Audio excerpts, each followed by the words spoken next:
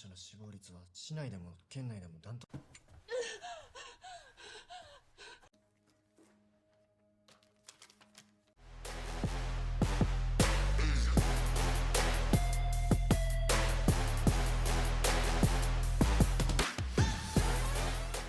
Halo semua, kembali lagi di Cinema Channel Project. Film kali ini yang akan kita bahas berjudul Lost Care. Dirilis tahun 2023 dengan sutradara Tetsu Maeda.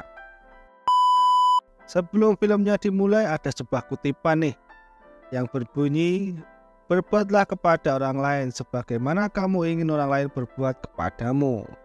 Cerita dimulai dengan kabar berita duka, yaitu meninggalnya ayah dari Otomo yang sudah sekitar 2 bulan yang lalu. Ini dia yang bernama Otomo. Mayatnya sudah mulai membusuk dan mengeluarkan bau tidak sedap yang membuat warga sekitar kurang nyaman. Ayah Otomo sudah pisah lama dengan istrinya dan hidup sendirian. Setelah perpisahan itu, Otomo tidak pernah menemuinya. Sampai berita kematiannya itu baru Otomo mendatanginya. Cerita akan berfokus kepada sebuah yayasan peduli lansia yang membantu orang-orang yang sibuk bekerja dan tidak bisa mengurus orang tuanya yang sudah lansia. Yayasan itu bernama Yaga Care Center. Pagi itu mereka bertugas di rumah Bapak Umeda yang sudah berumur 80 tahun. Mereka bernama Shiba, Yuki, dan Inoguchi. Mereka memiliki kunci cadangan rumah yang menjadi pelanggan mereka. Akan lebih memudahkan untuk melakukan pekerjaannya, karena anak Bapak Umeda yang bernama Mai sibuk mengurus kedainya, sampai kadang tidak sempat untuk beres-beres rumah. Shiba terlihat begitu sangat perhatian dan tulus membantu Bapak Umeda yang sudah mulai linglung dan pikun. Tak lama, Mai pulang dengan wajah yang terlihat begitu capek, membersihkan pakaian kotor dan piring kotor bekas makanan Bapak Umeda. Karena terlalu lelah, ia menjatuhkan piring kotornya namun tetap berusaha baik-baik saja. Setelah selesai bertugas dari rumah Bapak Umeda, mereka akan pindah ke rumah yang lain. Saat di mobil, Inoguchi mengatakan kalau Mai dalam situasi yang mengkhawatirkan, karena harus merawat 3 anak yang sedang tumbuh dan membantu di kedai suaminya saat malam, dan siangnya merawat Bapak Umeda. Karena itulah Mai terlihat begitu sangat lelah. Di tengah perjalanan mereka melihat nenek Miura yang sudah sering jalan-jalan sendiri. Shiba kemudian turun dan meminta Inoguchi untuk menggantikan membawa mobil. Yuki yang merupakan anak baru di yayasan itu sangat kagum melihat kebaikan Shiba dalam membantu para lansia. Inoguchi mengatakan kalau Shiba melakukan itu mungkin karena dia juga pernah mengalami kesulitan. Inoguchi mengatakan itu karena di usianya yang masih muda rambutnya sudah putih, dan berasumsi kalau Shiba pernah mengalami kehidupan yang sulit.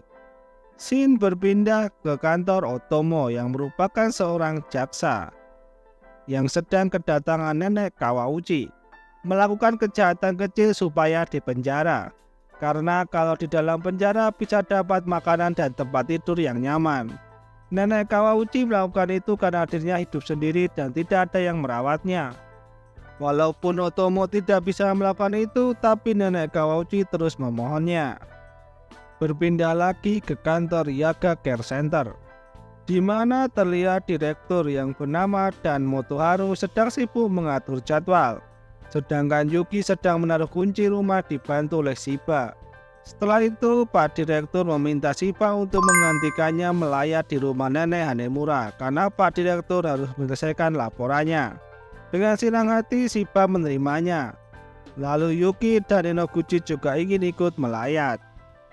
Malam harinya, Shiba, Yuki, dan Inoguchi datang ke rumah nenek Hanemura. Terlihat Yoko, anak Hanemura, dan cucu serta keluarga yang lainnya. Mereka kemudian berdoa untuk nenek Hanemura. Yoko juga mengucapkan terima kasih kepada Shiba dan yang lainnya karena sudah merawat ibunya selama ini. Setelah dari rumah nenek Hanemura, mereka bertiga makan bersama. Inoguchi mengatakan dengan kematian nenek Hanemura dengan tenang mungkin bisa membuat putrinya merasa lega. Yuki kurang setuju dengan kata lega yang diucapkan oleh Inoguchi. terasa kalau nenek Hanemura sebagai beban. Karena menurut Inaguchi itu mungkin melelahkan untuk Yoko, yang merupakan seorang single mom mengurus anaknya yang masih kecil, dan ibunya yang sudah lansia serta menderita demensia. Bekerja di supermarket pada siang hari dan malam harinya bekerja di sebuah bar. Hari berikutnya, Otomo mendatangi ibunya yang berada di panti jompo. Otomo sangat perhatian dengan ibunya itu. Namun karena sibuk dengan pekerjaannya, Otomo dengan terpaksa memasukkan ibunya ke panti jompo agar lebih terawat. Terlihat juga kalau ibunya sudah mulai pikun.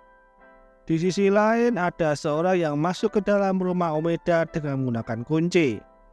Saat pagi, Mei yang datang untuk melihat ayahnya tiba-tiba berteriak karena melihat mayat Bapak Dan. Tak lama para polisi pun datang. Ternyata kakek Umeda juga meninggal. Para polisi mengolah TKP untuk mengetahui penyebab kematian kedua korban. Kejadian itu sudah masuk ke dalam berita. Polisi menyelidiki kematian Umeda adalah kecelakaan atau pembunuhan. Setelah itu polisi menetapkan kalau Dan menjadi tersangka pembunuhan Umeda. Sehingga para polisi mendatangi kantor Yaga Care Center membawa barang-barang yang berkaitan dengan Bapak Dan.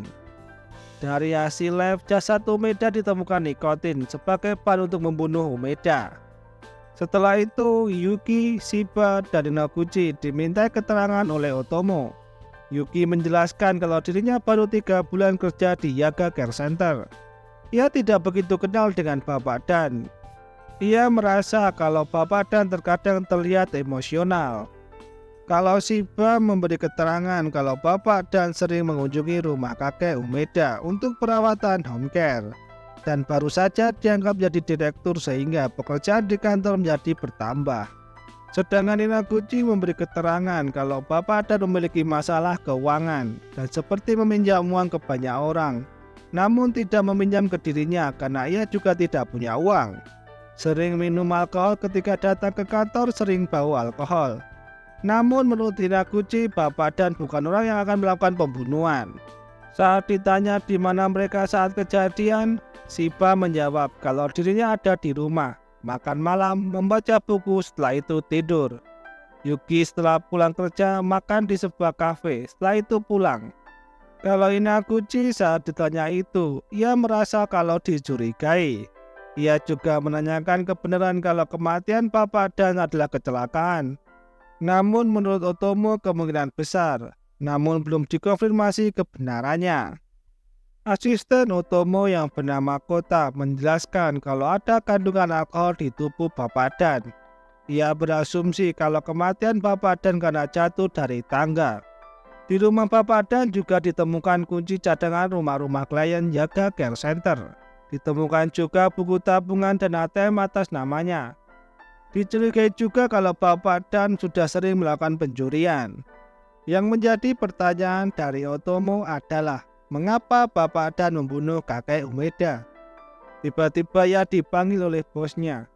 Karena kasus itu banyak menjadi perhatian publik, bos Otomo ingin segera kasus itu ditutup dan para petinggi juga sudah setuju. Tapi menurut Otomo ada jarum suntik yang ditemukan di TKP, bukan milik Bapak Dan. Serta motif pembunuhan belum ditemukan. Tapi bos Otomo kekeh untuk menutup kasus itu dengan judul Bapak Dan membunuh kakek Umeda dan berusaha mencuri barang berharganya. Otomo yang tidak bisa berbuat apa-apa dengan terpaksa menyetujuinya. Di sisi lain, polisi mendatangi rumah Shiba dan membawanya untuk dimintai keterangan lebih lanjut. Sedangkan di kantor Otomo, Kota dengan terburu-buru menemui Otomo dan memberikan sebuah flash disk yang berisi rekaman CCTV yang merekam Shiba tidak jauh dari rumah Umeda. Ya, menurut keterangannya awal dirinya ada di rumah. Singkat cerita, Shiba sudah ada di kantor Otomo. Otomo menunjukkan video rekaman itu. Waktu Shiba terekam cocok dengan waktu kematian Bapak Dan kakek Umeda sekitar 12 menit sebelumnya. Otomo berasumsi kalau Shiba bekerja sama dengan Bapak Dan untuk merampok rumah kakek Umeda. Lalu berselisih yang membuat Shiba mendorong Bapak Dan jatuh dari tangga. Setelah lama diam, Shiba mengatakan kalau ia sempat berselisih, namun tidak ada rencana untuk merampok rumah kakek Umeda bersama-sama.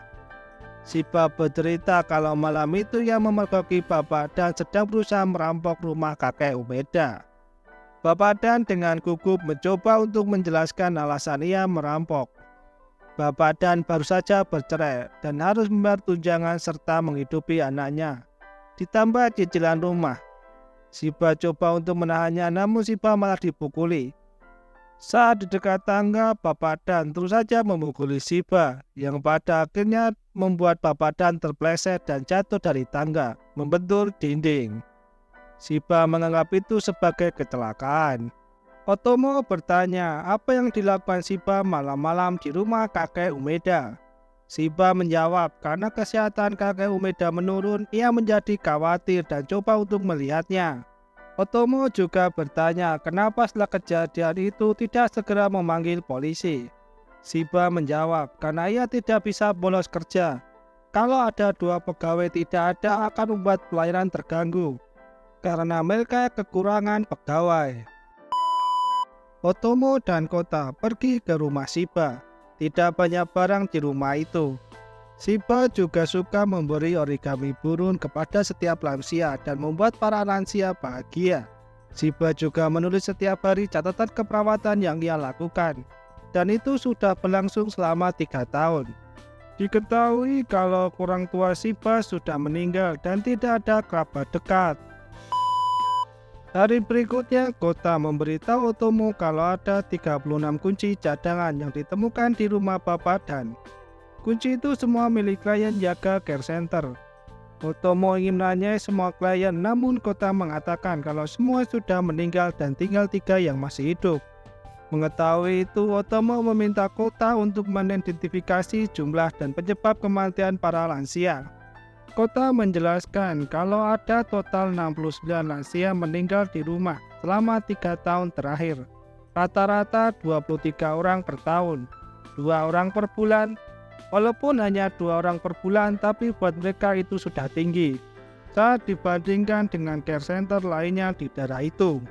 Yaga merupakan yang terbesar tingkat kematian kliennya. Semua kematiannya tidak ada karena kriminal. 13 orang bunuh diri, 9 kecelakaan, 31 karena penyakit, 16 mati alami. Saat dianalisis lebih dalam yang meninggal karena penyakit dan alami, mereka menemukan keanehan, yaitu kematian terbanyak terjadi pada hari Senin siang dan Jumat dini hari. Menurut Otomo, kalau kematian karena penyakit atau alami seharusnya tidak dipengaruhi oleh waktu. Ia kemudian meminta Kota untuk menyelidiki catatan kerja dari Bapak Dan. Kota lalu mengirim catatan kerja semua staf Yaga Care Center kepada Otomo. Dari catatan itu, hari libur Bapak Dan hari Selasa dan Sabtu. Tapi hanya ada satu staf yang liburnya konsisten setiap hari, Senin dan Jumat, selama 3 tahun terakhir, yaitu Shiba. Kota menginfokan kalau 41 orang yang diyakini meninggal secara alami semua meninggal saat keluarganya sedang pergi bekerja atau saat anggota keluarga sudah pulang ke rumahnya karena tinggal terpisah. Namun dalam kasus kematian kakek Umeda ditemukan mayat Bapak Dan, sehingga perlu diotopsi, sehingga ditemukan kalau Umeda keracunan. Namun dengan hanya itu belum bisa memastikan kalau suntikan itu milik Shiba. Otomo yang mencurigai Shiba berusaha mencari bukti. Ia kemudian membaca setiap catatan perawatan yang dibuat oleh Shiba. Setelah menemukan beberapa catatan, Otomo mencocokkan dengan jadwal milik Shiba dan sesuai dengan dugaan Otomo. Hari berikutnya datang Pak Sawano Bori, seorang polisi yang diminta oleh Otomo untuk melakukan investigasi mendalam kepada keluarga-keluarga yang berada di bawah tanggung jawab Shiba. Dari salah satu keluarga, Bapak Sawano Bori menemukan sebuah alat penyadap. Otomo kemudian melaporkan hasil penemuan itu kepada bosnya. Mengetahui kasus itu tidak lagi sepele, bos Otomo mendukungnya agar segera mengungkap kebenarannya. Bukti fisik yang bisa diperoleh hanya dari jasad Umeda, karena korban yang lainnya sudah dikremasi. Singkat cerita, Otomo memperlihatkan foto 41 korban kepada Shiba dan membacakan catatan keperawatan milik kakek Umeda dan nenek Hanimura. Otomo bertanya soal catatan saat ia tidak bertugas. Shiba mengaku kalau ia menulis catatan itu sesuai cerita keluarganya. Otomo lalu memperlihatkan alat penyadapnya, mengatakan kalau Shiba menyadap lalu mencatatnya. Scene berganti memperlihatkan saat Shiba menyadap keluarga Mie. Mendengar saat nenek Hanemura rewel yang membuat Mie begitu terlihat kesusahan merawatnya. Cucunya pun ikut dibentak-bentak oleh nenek Hanemura. Shiba bertanya apa alasannya melakukan itu. Otomo menjawab untuk membunuh para lansia karena sejak awal itu tujuan Shiba. Shiba mengungkapkan sebagai bagian dari layanan perawatan, yaitu perawatan dari rasa duka atau lost care. Shiba meyakini kalau itu adalah sebuah tindakan penyelamatan dan ia sudah menyelamatkan 42 orang. Otomo terkejut dengan pernyataan itu. Menurut Otomo yang dilakukan Shiba adalah membunuh lansia yang tidak berdaya, yang harusnya mendapat pertolongan. Shiba meyakini kalau ia tidak melakukannya mungkin keluarganya yang akan melakukan. Shiba merasa mendengar cerita meminta tolong dari para keluarga, sehingga ia melakukan tangan untuk membantu. Saat ia membunuh para lansia, di sisi lain ia membebaskan anggota keluarga yang lainnya. Shiba membunuh para lansia dengan menyuntikkan nikotin. Setelah itu diberitakan kalau Shiba telah mengakui membunuh para lansia yang dirawatnya. Jumlah korbannya belum diketahui. Motif pembunuhannya juga belum dikonfirmasi. Mendengar berita itu, Yuki tiba-tiba menjadi histeris dan merusak hiasan di kantornya. Lalu coba ditenangkan oleh Inoguchi. Di tempat lain, Yoko mulai bisa dekat dengan seorang laki-laki yang sering membantunya di tempat kerja. Ia juga terlihat senang saat pulang bersama dengan anaknya. Karena Shiba mengaku menyelamatkan 42 orang, padahal yang diketahui hanya 41 orang. Otomo dan Kota coba mencari satu orang yang belum diketahui itu. Otomo menulis riwayat hidup Shiba. Setelah lulus SMA, Shiba bekerja di percetakan selama 8 tahun, lalu mengundurkan diri. 3 tahun kemudian mendapat lisensi perawat lalu bergabung dengan Yaga Care Center. Alasan Shiba keluar dari percetakan adalah masalah pribadi. Percetakan itu sekarang sudah bangkrut. Ada rentan waktu 3 tahun 4 bulan yang belum diketahui apa yang terjadi dengan Shiba sebelum menjadi perawat. Hal itu membuat Otomo penasaran. Setelah mendapat informasi orang-orang yang pernah bekerja di percetakan itu, Otomo kembali bertemu dengan Shiba.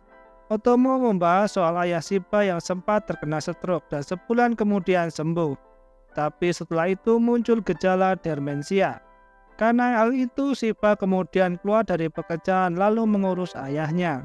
3 tahun kemudian ayahnya meninggal di rumah dan menemukan pertama adalah Shiba. Menurut dokter, ayah Shiba meninggal karena gagal jantung. Otomo yang pernah mengetahui situasi itu mengatakan kalau ayah Shiba dibunuh oleh Shiba dan merupakan korban pertama Shiba. Shiba kembali mengatakan kalau ia menyelamatkan ayahnya. Shiba kemudian bercerita kalau sejak kecil ia hanya hidup bersama ayahnya. Karena itu saat ayah sakit ia bertekad untuk merawatnya sambil bekerja paruh waktu. Lama-kelamaan ayah Shiba mulai rewel. Rambut Shiba pun mulai beruban. Shiba juga sempat mendapat tempat kerja paruh waktu yang fleksibel. Namun karena kondisi ayah semakin memburuk yang membuat Shiba sering tidak masuk kerja. Uang pensiunan ayahnya juga tidak cukup untuk kebutuhan sehari-hari. Sampai ada hari mereka tidak bisa makan. Keadaan itu membuat Shiba bingung harus berbuat apa. Ia coba mengajukan permohonan bantuan publik namun tidak disetujui. Dengan alasan kalau Shiba masih bisa bekerja. Karena terlalu stres, Shiba sempat memukuli ayahnya hanya karena menumpahkan air dalam gelas. Setelah itu kejadian seperti itu mulai sering terjadi. Shiba merasa itu masa-masa kehancuran mereka. Walaupun itu alasan Shiba membunuh ayahnya agar terbebas dari merawatnya, fakta bahwa ia seorang pembunuh tetap tidak bisa berubah. Shiba menyindir Otomo karena Otomo tidak dalam posisi yang Shiba alami, sehingga bisa dengan mudah mengatakan hal seperti itu. Menurut Shiba, selain melepaskan diri dari mengurus ayahnya, di sisi lain dia juga menyelamatkan ayahnya. Suatu hari ayah Shiba terjatuh yang menyebabkan pembunuhnya terluka, sehingga hanya bisa berbaring di tempat tidur, serta penyakit lainnya yang mulai memburuk. Saat berbincang dengan Shiba, tiba-tiba ayah Shiba meminta untuk membunuhnya, karena sudah membuat Shiba menderita, serta tidak ingin menderita lagi. Seminggu kemudian Shiba membunuh ayahnya dengan menyuntikkan nikotin. Karena tidak tega membunuh dengan tangannya sendiri, ia menggunakan nikotin terinspirasi dari anak yang meninggal karena menelan rokok. Kalau sesuai cerita, pembunuhan ayah Shiba termasuk kategori pembunuhan konsensual atau pembunuhan atas permintaan korban, dan hukumannya lebih ringan. Saat ditanya kenapa terus membunuh, Shiba menjawab, karena tidak ketahuan. Shiba merasa ini sudah menjadi takdir. Karena tidak ketahuan berarti ada misi yang harus dipenuhi. Selama bekerja di Yaga Care Center, Shiba banyak menemui orang-orang seperti ayahnya dan seperti Shiba, terjebak dalam keputusasaan, berjuang antara tugas berbakti dan penderitaannya. Sementara masyarakat tidak hanya tidak membantu, tapi justru seenaknya melontarkan kata-kata serta menyudutkannya. Singkat cerita, Otomo pergi menemui Mei, ingin mengetahui pendapat keluarga yang ditinggalkan. Mei sedih kalau pelakunya adalah Shiba, karena menurutnya Shiba merawat kakek Umeda seperti ayahnya sendiri, serta menunjukkan empati atas kesulitan yang dialami Mei. Mei beranggapan kalau tidak ada perawat yang lebih baik dari Shiba. Otomo juga meminta pendapat Yoko. Yoko mengatakan kalau ia merasa terselamatkan, mungkin ibunya juga terselamatkan dari perawatan yang begitu menyiksa. Singkat cerita, Otomo bercerita kepada Kota kalau ibunya mengalami patah tulang paha. Karena tidak bisa hidup sendiri, ia dimasukkan ke panti jompo. Belakangan mulai menderita demensia. Bercerita saat Otomo berusia 3 tahun merawat Otomo sendirian. Bekerja keras sebagai agen asuransi. Bisa menabung sehingga bisa punya dana pensiun dan masuk ke panti jompo adalah keinginannya sendiri. Ibunya punya quote, kalau tidak bisa mengurus diri sendiri, tentu saja kita meminta bantuan orang lain untuk merawat kita. Namun menurut Otomo itu hanya alasan agar tidak merepotkan Otomo. Setelah kejadian itu, Yuki keluar dari Yaga Care Center dan terlihat menjadi gadis penghibur. Di lain tempat, sidang Shiba sudah dimulai. Saat sidang, Shiba menyampaikan kalau Lost Care merupakan satu-satunya cara untuk membebaskan diri dari ikatan yang mau tidak mau harus dirasakan. Haruskah mereka hidup di neraka demi keluarga yang mereka cintai? Shiba kemudian meminta kepada Otomo untuk membunuhnya, menyelamatkannya. Tiba-tiba dari kursi penonton, Mie berteriak, dasar pembunuh, kembalikan ayahku. Setelah itu, terlihat Yoko bersama dengan seorang laki-laki yang sering membantunya dan berencana untuk menikah. Mereka sangat bahagia. Di tempat lain, Otomo mengunjungi ibunya yang sedang duduk dan bernyanyi. Dengan perlahan, Otomo bertanya, apa aku sudah membuat ibu bahagia sebagai anak? Kata-kata itu membuat Otomo bersedih dan berusaha ditenangkan oleh ibunya. Singkat cerita, Otomo menemui Shiba. Ia ingin Shiba mendengar tentang ayahnya. Otomo merasa ia juga membunuh ayahnya. Shiba seperti terkejut mendengar itu. Otomo menceritakan kalau ayahnya meninggal seorang diri di rumah dan saat mayatnya ditemukan sudah 2 bulan berlalu sejak kematiannya. 3 bulan sebelum kematian ayahnya berusaha menghubunginya, tapi tak satu pun dijawab oleh Otomo. Telepon balik ataupun membalas pesannya. Otomo yang sudah 20 tahun tidak bertemu karena sibuk kerja berusaha mencari alasan untuk tidak menghubungi ayahnya.